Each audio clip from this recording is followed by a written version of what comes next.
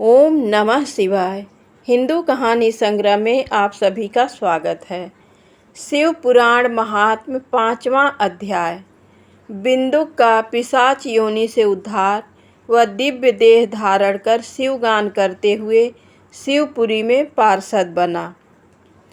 सूत जी बोले, शौनक, एक दिन चंचुला आनंद में मग्न उमा देवी के पास गई और दोनों हाथ जोड़कर उनकी स्तुति करने लगी।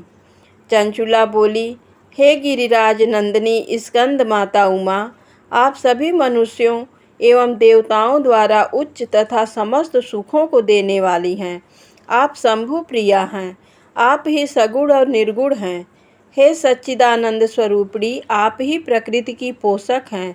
हे माता, आप ही संसार की सृष्टि पालन और संहार करने वाले हैं।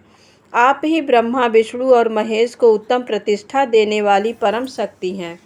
सूत जी कहते हैं, शौनक, संगति प्राप्त चंचुला इस प्रकार देवी की स्तुति कर शांत हो गई। उसकी आंखों में प्रेम के आंसू उमड़ आए।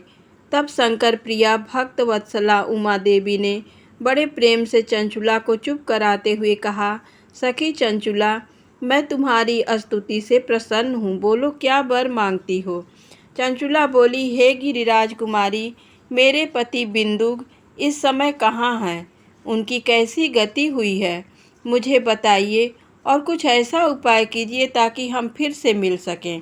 हे महादेवी, मेरे पति एक शूद्र जाति वैश्या के प्रति आसक्त थे और पाप में ही डूबे रहते थे। गिरिजा बोली, बेटी, तुम्हारा पति बिंदुक बड़ा पापी था। उसका अंत बड़ा भयानक हुआ। वैश्या का उपभोग करने के कारण वह मूर्ख नरक में अनेक वर्षों तक अनेक प्रकार के दुख भोग कर अपशेष पाप को भोगने के लिए विंध्य पर्वत पर पिशाच की योनि में रह रहा है। वह दुष्ट वही वायु पीकर रहता है और सब प्रकार कष्ट सहता है। सूत जी कहते हैं, शौनक, गौरी देवी की आवाज़ सुनकर चंचुला अत्यंत दुखी हो गई।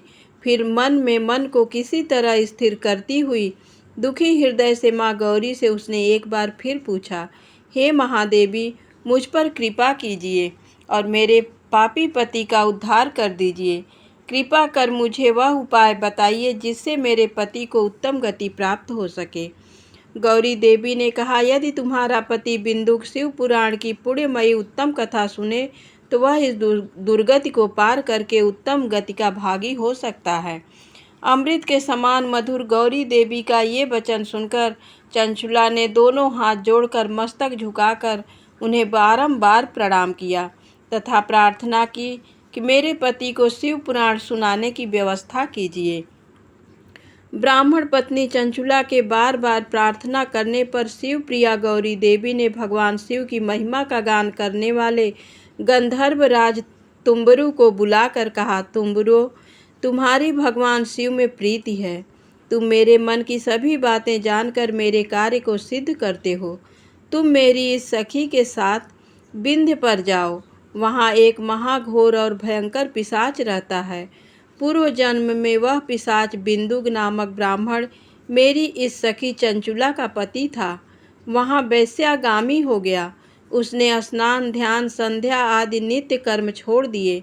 क्रोध के कारण उसकी बुद्धि भ्रष्ट हो गई। दुर्जनों से उसकी मित्रता तथा सज्जनों से द्वेष बढ़ गया था। वहाँ अस्त्र शस्त्र से हिंसा करता, लोगों को सताता और उनके घरों में आग लगा देता था। चांडालों से दोस्ती करता वह रोज वेश्या के पास जाता था। पत्नी को त्याग कर दुष्ट लोगों से दोस्ती कर उन्हीं के संपर्क में रहता था। वह मृत्यु तक दुराचार में फंसा रहा। मृत्यु के बाद उसे पापियों के भोग स्थान यमपुर ले जाया गया। वहाँ घोर नरकों को सहकर इस समय वहाँ विंध्य पर्वत पर आज प्रेत बनकर रह रहा है और पापों का फल भोग रहा है। तुम उसके सामने परम पुण्यमयी पापों का नाश करने वाली शिव पुराण की दिव्य कथा का प्रवचन करो। इस कथा को सुनने से उसका हृदय सभी पापों से मुक्त होकर शुद्ध हो जाएगा और वह प्रेत योनि से मुक्त हो जाएगा। दुर्गति से मुक्त होने पर उस बिंदुक नामक पिशाच को विमान पर बैठाकर तुम भगवान शिव के पास ले आना। सूत जी कहते हैं, शौनक, माँ उमा का आदेश पाकर गंधर्वराज तुम्बरु प्रसन्नतापूर्वक अपने भाग्य की सराहना करते हुए चंचुला को साथ लेकर विमान से पिशाच के निवास स्थान विंध्य पर्वत पर गया। वहां पहुंचकर उसने उस विकराल आकृति वाले पिशाच को देखा। उसका शरीर विशाल था, उसकी ठोड़ी बड़ी थी। वह पिशाच कभी हंसता, कभी रोता और कभी उछलता था। महाबली तुम्बुरो ने बिंदुक नामक पिशाच को पासों से बांध लिया। उसके पश्चात तंबुरो ने शिव पुराण की कथा बाँचने के लिए स्थान तलाश कर मंडप की रचना की। शीघ्र ही इस बात का पता लोगों को चल गया कि एक पिशाच के उद्धार हेतु देवी पार्वती की आज्ञा से तुम्बुरो शिव पुराण की अमृत कथा सुनाने विंध्य पर्वत पर आया है। उस कथा को सुनने के लोभ से बहुत देवर्षि वहां पहुंच गए। सभी को आदर पूर्वक स्थान दिया गया। पिशाच बिंदुक को पासों में बांधकर आसन पर बिठाया गया और तब तुम्बुरो ने परम शिव पुराण की अमृत कथा का गान शुरू किया। उसने पहली विद्येश्वर संहिता से लेकर सप्तमी वायु संहिता तथा शिव पुराण की कथा का स्पष्ट वर्णन किया। सातों संहिताओं सहित शिव पुराण को सुनकर सभी श्रोता कृतार्थ हो गए। परम पुण्यमयी शिव पुराण को सुनकर पिशाच आज सभी पापों से मुक्त हो गया और उसने पिशाच शरीर का त्याग कर दिया। शीघ्र ही उसका रूप दिव्य हो गया। उसका शरीर गौर वर्ण का हो गया। शरीर पर श्वेत वस्त्र एवं पुरुषों के आभूषण आ गए।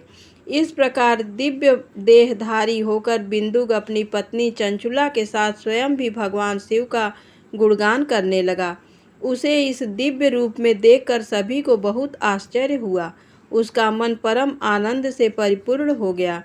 सभी भगवान महेश्वर के अद्भुत चरित्र को सुनकर कृतार्थ हो उनका यशोगान करते हुए अपने अपने धाम को चले गए। बिंदुक अपनी पत्नी चंचुला के साथ विमान में बैठकर शिवपुरी की ओर चल दिया। महेश्वर के गुणों का गान करता हुआ बिंदुक अपनी पत्नी चंचुला व तुम्बुरो के साथ शीघ्र ही शिवधाम पहुंच गया। भगवान शिव और देवी पार्वती ने उसे अपना पार्षद बना लिया। दोनों पति पत्नी सुखपूर्वक भगवान महेश्वर एवं देवी गौरी के श्री चरणों में अविचल निवास पाकर धन्य हो गए। ओम नमः शिवाय।